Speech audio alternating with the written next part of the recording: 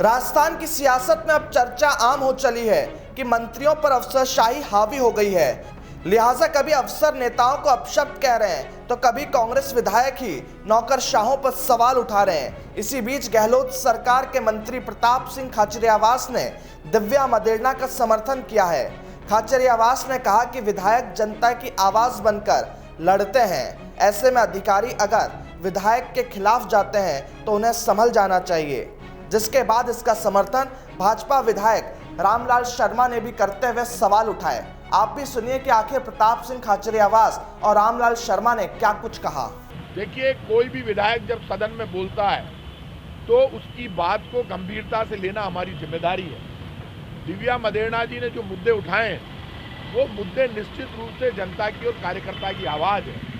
आज मैं सरकार में मंत्री हूँ, हम सब की जिम्मेदारी है कि उन्होंने आगे बढ़कर जो मुद्दा उठाया, ऐसे में जो अधिकारी कार्यकर्ता की या जनता की सुनवाई नहीं करते हैं या एमएलए के अनुसार काम नहीं करते, उन अधिकारियों को सुधर जाना चाहिए। क्योंकि आफ्टर ऑल जनता वोट जो देती है सरकार की नीतियों के इम्प्लीमेंटेशन पर देती है। सरकार का बजट बहुत अच्छा है, गहलोत सरकार ने बजट बहुत अच्छा दिया है।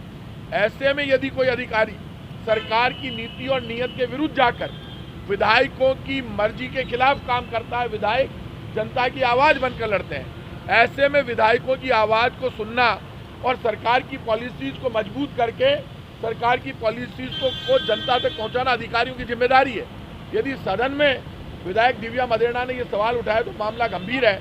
ऐसे अधिकारी जो कि जनता की आवाज़ को, एमएलए की आवाज़ को या सरकार की जो जन कल्याणकारी योजनाओं और विकास की योजनाओं को जनता तक नहीं पहुंचाते हो तो ऐसे अधिकारियों के विरुद्ध सख्त कार्रवाई होगी। ऐसे अधिकारियों को समझ लेना चाहिए देश लोकतंत्र से चलता है, लोकतंत्र वोट से बनता है।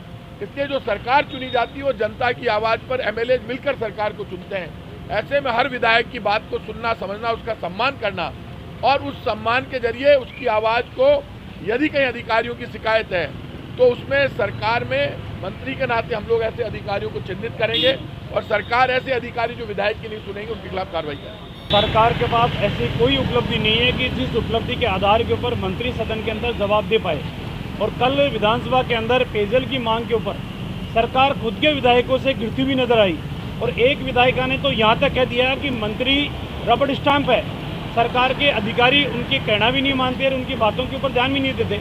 तो इस बात से ये स्पष्ट होता है कि राजस्थान की सरकार सिर्फ खोटी घोषणाएं करती है, धरातल के ऊपर कोई काम नहीं होते। अब जब सरकार के विधायक खुद ही सरकार से पीड़ित है तो प्रतिपक्ष के विधायकों का तो काम हो ही नहीं रहा, 1% भी नहीं है। वो तो अपनी मांगों को सदन में उठा के और जनता की भावनाओं को सरकार से अवगत कराने का काम करे, लेकिन धरातल के ऊपर सरकार कुछ नहीं करे।